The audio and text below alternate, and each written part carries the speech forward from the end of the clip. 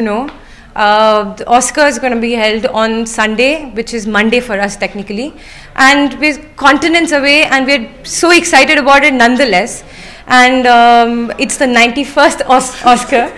Yeah, I mean, it's Oscar season, guys. I mean, come on, let's get a bit more excited. Yes. You're more excited about this. I am excited. No, I am. Yes. So, and I have with me Vakasha and Indira here. So, you've seen them on videos and you've read the story. So, they don't need any introduction. We don't do anything to do with entertainment, but somehow we're here. But because we are cultured people who love the movies, guys, of course. Yeah. Right? Well, and once in a while, I also write a film review or two. So, look out for them.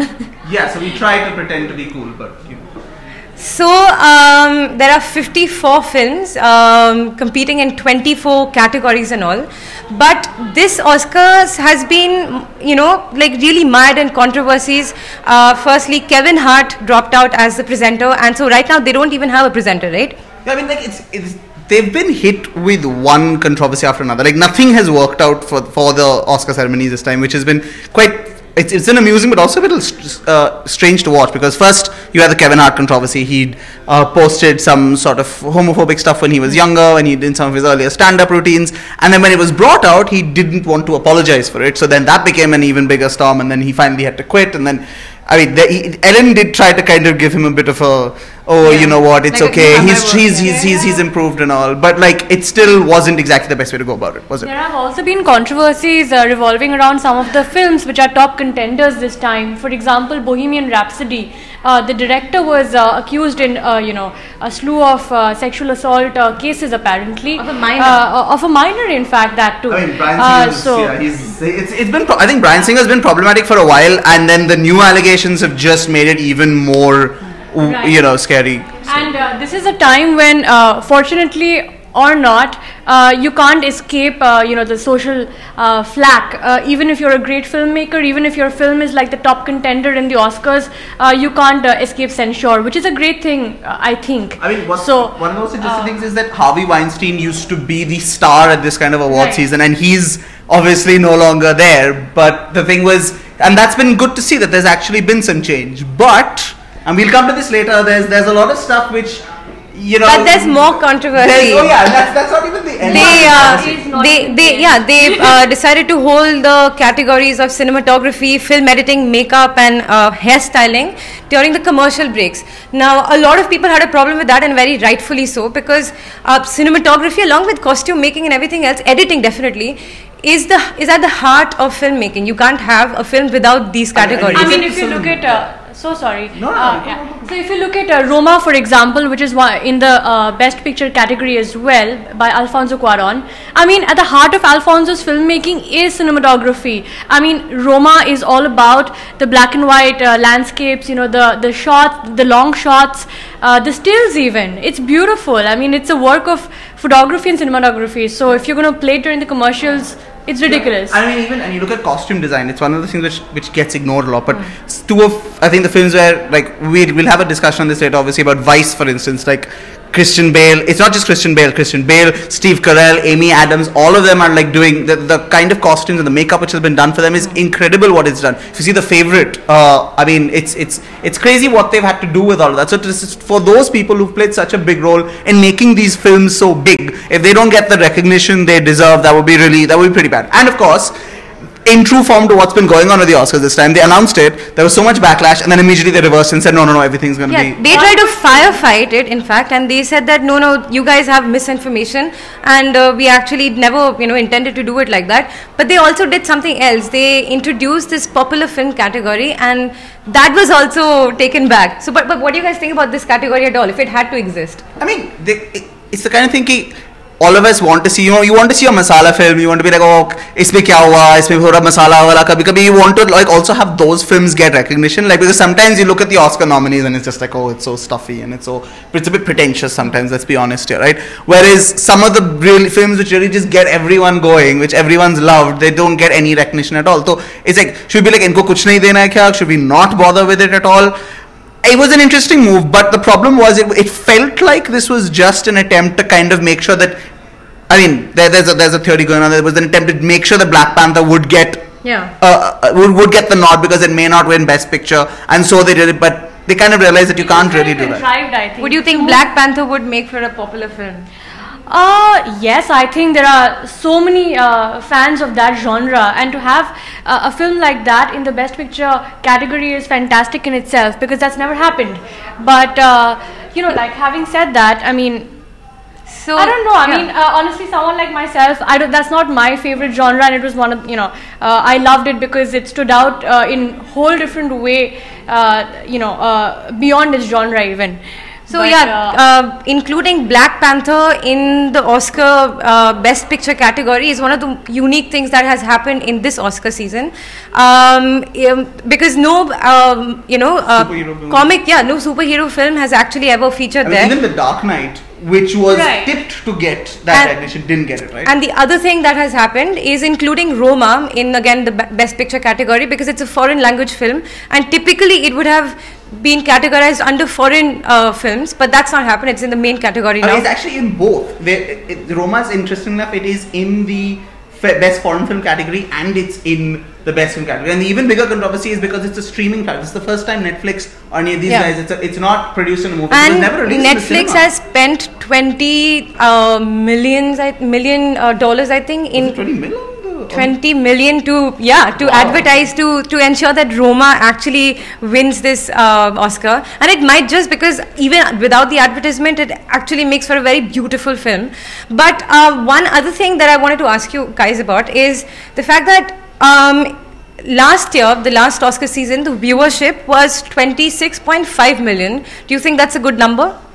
Sounds like a good number to me. Because that's you wrong. said million. Yeah, because actually last year. I wish we had 26.5 million people watching this right now. But last year actually that was like 19% lower than what the viewership was in 2017. So do you guys think that these new introductions, these new formatting is actually... I think that was the attempt, right? Because the Oscars have been facing this problem for a while. Things have not been good with the Oscar ceremonies. Like, their hosts have either been have had bad ones. You know, you had that horrific Anne Hathaway, James Franco performance. You had when you had set La La Land, Moonlight. I mean, the La La Land. I'm just they've had constant problems, and people have actually just stopped watching it beyond the point. Because earlier it was because it was only when you watched it you would see what was going on. Now you can either quickly catch a clip of what you want to watch on Twitter. There's a live blog going on somewhere, which there will be on the Quint also, by the way, Monday morning. Make sure you follow it, which will have all the info, right? So for a lot of people, they just kind of want to see who wins or whatever. Like, they don't necessarily want to go to the whole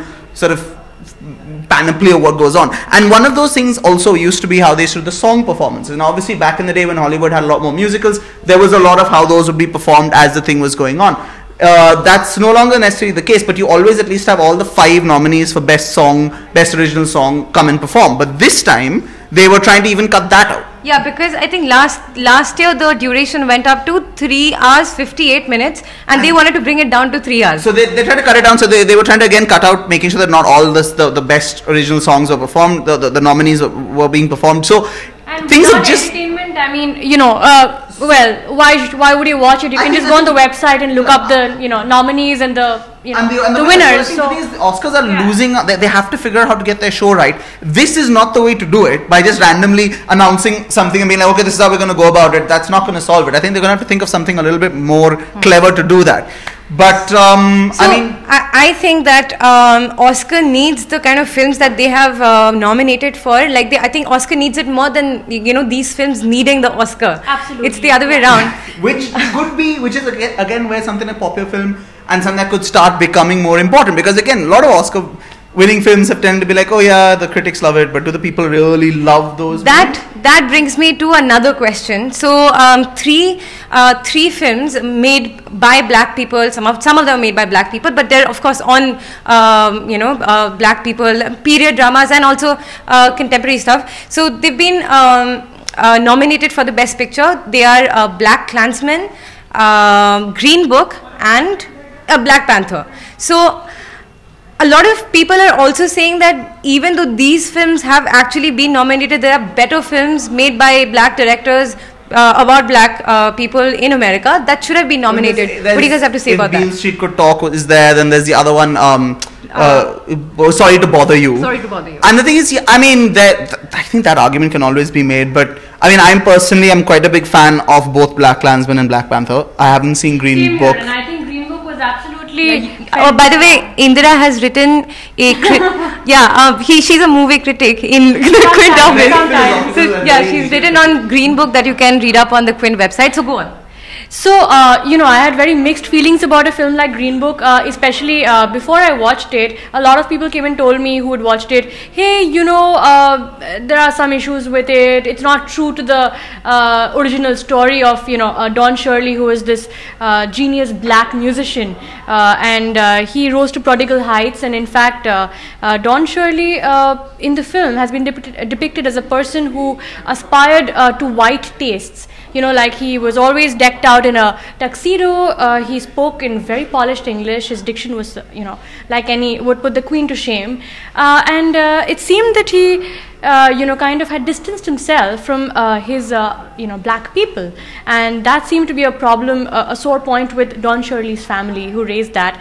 And they also said that and in real life, apparently Don Shirley was far from being removed from his brother and sister, and his family.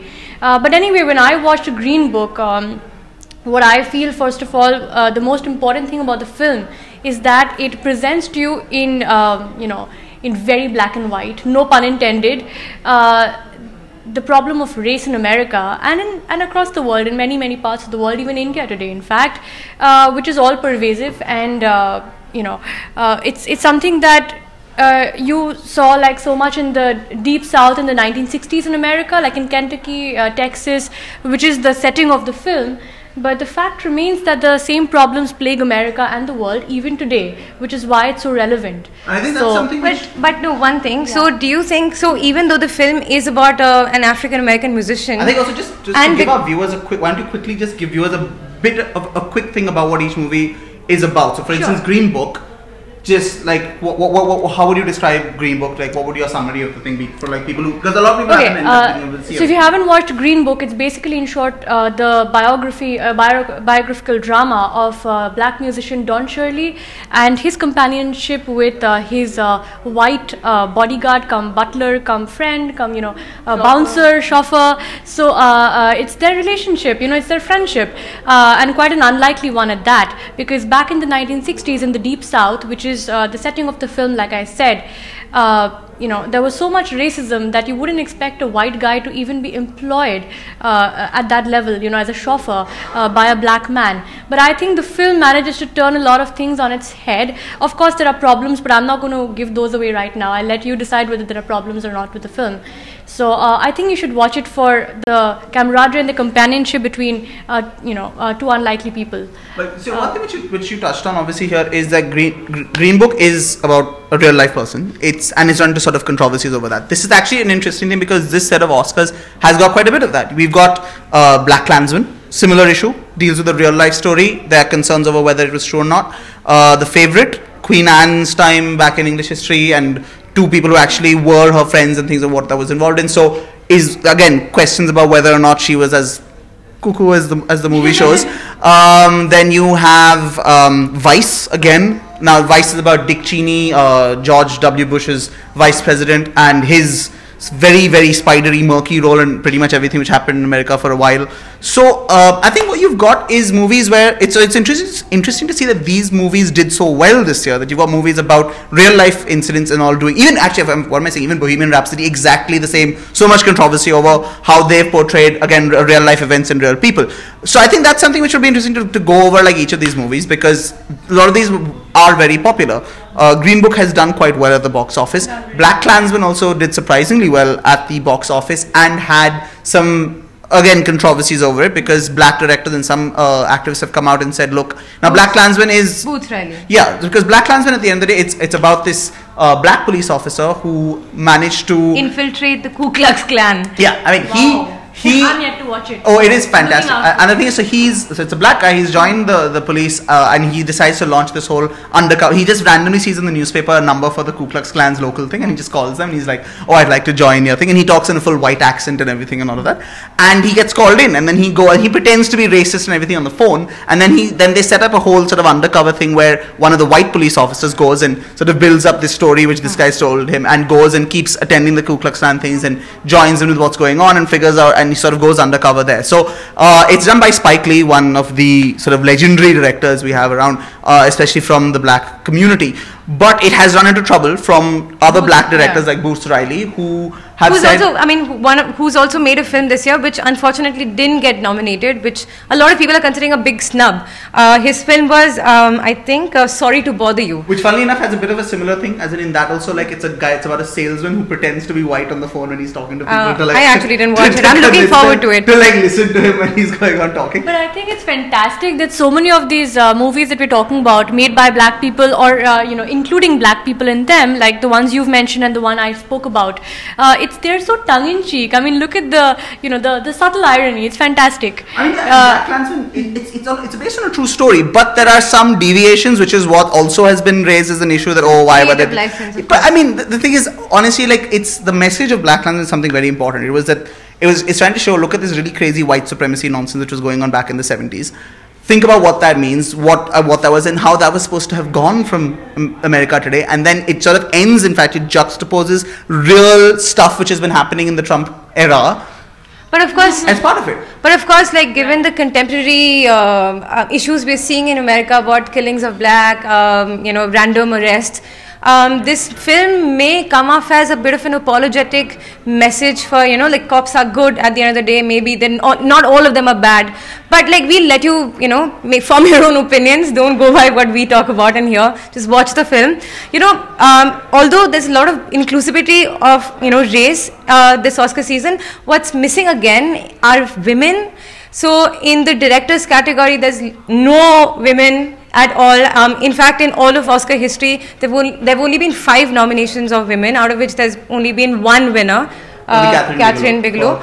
So in that, so they have also included, Oscars also included some new members, like some 600 plus members to their jury. So to have more inclusivity, and that raised the female viewer, basically in the jury, it raised the female population to about 39%. And yet you still don't have a woman director, which is interesting, because there was some good movies. So there was a Joaquin Phoenix movie called I can't remember. It's a bit tricky. He's playing like this sort of hitman guy. It's I think You Were Never Here. Like, I can't remember the name of the director. She's been lauded like massively for it, but wasn't nominated here.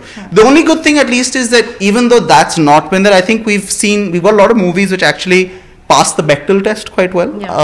I don't know if either of you guys seen The Favorite so far? No, I haven't watched it. Please tell us about it. Oh, please, you guys, everyone I think has to go and see The Favorite. It's by this guy called Yorgos Lanthimos. He's a very quirky Greek director. He did this movie. He broke out with this movie called The Lobster a few years ago. It's about a thing where if by a particular age you're not with someone, you're not married them, and you're not a couple, like, you are sent to like this therapy place, and like you have to find someone out there, and if you don't, you get turned into an animal. So it's very weird and creepy.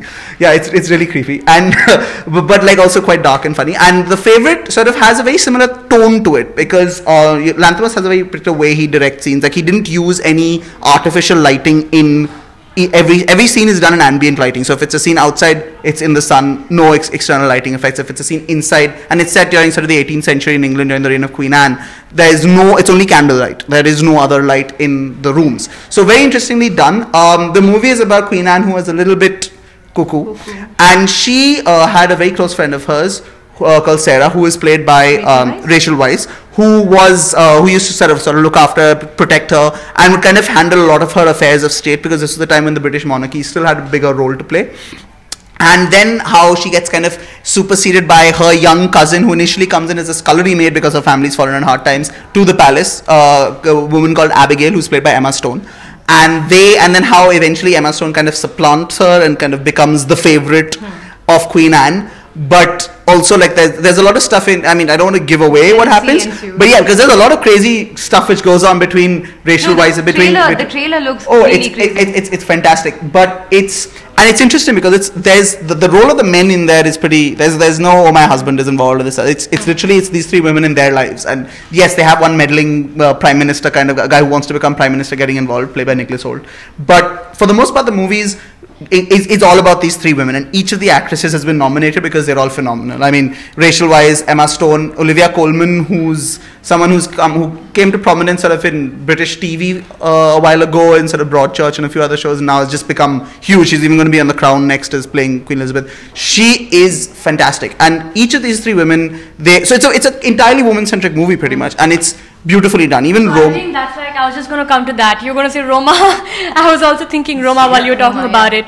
So, if you haven't watched Roma basically is centered in Mexico, and it's about, a middle class, a fairly, reasonably well-off family, and their domestic help, and just, everyday life and what's going on. And what's beautiful is at the heart of this is the relationship between two women, and it's not apparent, because you think that the maid, in Roma, the domestic help who lives in with the family, the relationship between her and the mistress of the house is not apparent until you come to the climax, where the husband of the woman leaves her for another woman. Spoiler alert. Sorry. Oops. Sorry. Come on. It's all right. Yeah. But okay. No. I'm sorry about that, friends. But yes, moving on. The relationship that develops over time between the maid of the house and the mistress of the house is beautiful, actually. And there's like a lot of nuance to it, and it's played out slowly, just like any Alfonso Cuarón film. So you'll have to patiently wait it out until the end when it climaxes, and it's beautiful. And by the way, the climax is not the husband running away. I mean, everyone saw that coming. If you watch it, yeah, it's pretty obvious at the beginning, I think. So, yeah. And if you let her keep talking, and the person who plays the domestic help, Yalitza Aparicio, has also been nominated for the Best Actress. So, do you know she'd never acted before? Yeah, she was a school teacher. Yeah, she was a school teacher. Never acted before. But no, since you described Queen and you described Roma, which, like, both these films have been nominated for 10 categories. You mean the favorite? The favorite. Queen comes in later. The favorite. We will come to Queen, yes. We will. Of course. So, favorite and Roma have both been nominated for 10 categories. So, what are your predictions? Roma. Yeah. Okay, I think that's the big one, which is good. I mean, we will talk about the others as well, but I think probably the favorites are the favorite and Roma at this point. No, you have to pick one. I mean, this is really tough. I'm a big fan of the favorite, and I think it has done very well. But I think Roma, just as a movie, just comes across so well. I think the favorite will win the Actress Awards. I think it'll get for Best Actress, possibly, and Best Supporting Actress as well. But Makasha and Shorbury, I think that in Roma, the beauty is that if you've watched any Richard Linklater film, and you will know this, it's got that kind of a slow, gentle pace. I was going to say waltz, but steady waltz, I would say. So, and it's got the beauty of Alfonso Cuarón's camera eyes. It's fantastic. I think we're barely halfway through discussing the nomination. I think we both kind of settled on Roma. So we've got two Roma, and even I'm for Roma. You're also for Roma, yeah. So like Roma, soch le tu jeet gayi. So bas Roma, if you're a Roma fan, bas ho gaya. And what's wrong, women? Basically the women in the film are saying, hey, we don't care about men. Who needs men, right? Yeah. Yeah, nobody Sorry, needs Bakasha. It's fine, man. I have no arguments for my gender. So then, I suppose we'll have to wait till Monday to watch. To see whether Roma will do it. Yeah. I mean, but like there is other stuff, I think, about the other nominations as well, which I think is...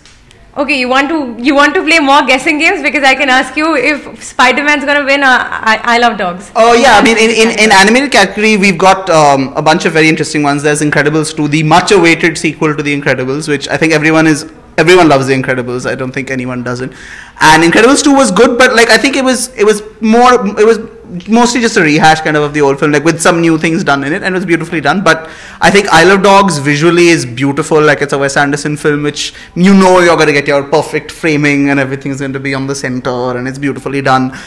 There's also Spider-Man Into the Spider-Verse, which we haven't finished it. We were just watching it a little while ago. It's beautiful. It's brilliantly done. Very different kind of animation, and actually perhaps one of the best Spider-Man stories we've seen in a long time. Fun tip for for those who haven't watched Isle of Dogs. It's not a children's film, guys. I mean, what is with Indian theaters and playing Isle of Dogs? I sense a rant. Yeah, no, this is a rant. I mean, I went to watch Isle of Dogs because I reviewed it for the Quint plug there. Sorry, do read my review before you watch the film. I mean, or the other way around. But yeah, so when I went to watch it, it was playing at just one theater in the whole of Delhi NCR, which was a children's theater. It was ridiculous because the film is anything but a children's film. I mean, it talks about a sort of potential nuclear holocaust, talks about isolation, immigration, the problem of refugees, all of that. So no, not a kids film. Okay, so on that note, we'll have to wrap this Facebook Live, and I think we do need to talk about some movies still. Like at least Black Panther would need to be talked about, given what you just said about like refugees and immigration, those kind of policies. Just as a quick thing, because I mean, I'm sure most people here are kind of rooting for Black Panther, right? You want to talk about Black Panther, right? You do not want to talk. Yeah, I want to talk about Black Panther. It's just one of the best Marvel films that have come. I think no, maybe actually second best Marvel film that's come. The best would be Thor Ragnarok, and everyone has a different argument on this, but it shows this utopic African diaspora that would have existed without colonialism, and I'm also rooting for that film.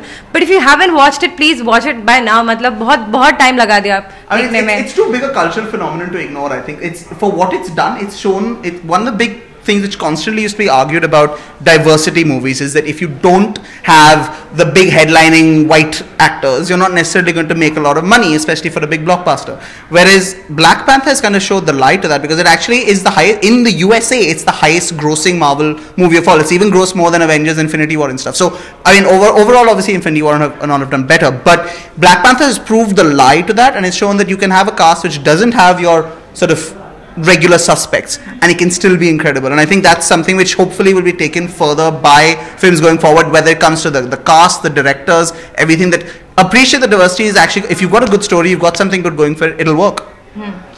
So if you watched Vakasha's videos, then you know that he never stops talking. So I have to put my foot down and call it a wrap. If you guys haven't watched those films, you better catch up, and I suppose we'll know what wins, what doesn't on Monday. So thanks for watching. Goodbye. Bye. Bye.